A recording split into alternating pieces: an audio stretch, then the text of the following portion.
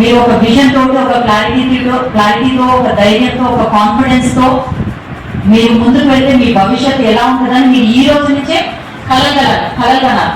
చెప్పారు కదా మన ఏపీజే అబ్దుల్ కలాం గారు. సో మీకు మీరే కలగనాలి, ఆ కళని మీరే సాధించుకోవాలి. ఆ డిస్ట్రాక్షన్స్, ఆ వలల, ఆ విష వలల దాంట్లో మీరు పడొద్దు. మీకు చాలా చాలా మంచి భవిష్యత్తు ఉండాలని చెప్పేసి మనస్ఫూర్తిగా కోరుకుంటూ అందరినీ so everybody did their job very well. So ఇది కేవలం ఏదో మాక్ డ్రిల్ లా కాదు. దీనివల్ల ఉపయోగం ఏంటంటే మీకు ఒక పబ్లిక్ స్పీకింగ్ కి మీకు ఒక ఎక్స్పోజర్ ఉంది. ఏమేమి ఇష్యూస్ ఎలా మాట్లాడాలనేది ఎక్స్పోజర్ ఉంది. సో మాట్లాడే ముందు మీరు కూడా ప్రిపేర్ అయ్యి ఉంటారు. కింద ఒక క్వశ్చన్ అడిగారు, రక్తహీనత అడోలసెంట్ పిల్లల్లో చాలా ఎక్కువ ఉంది.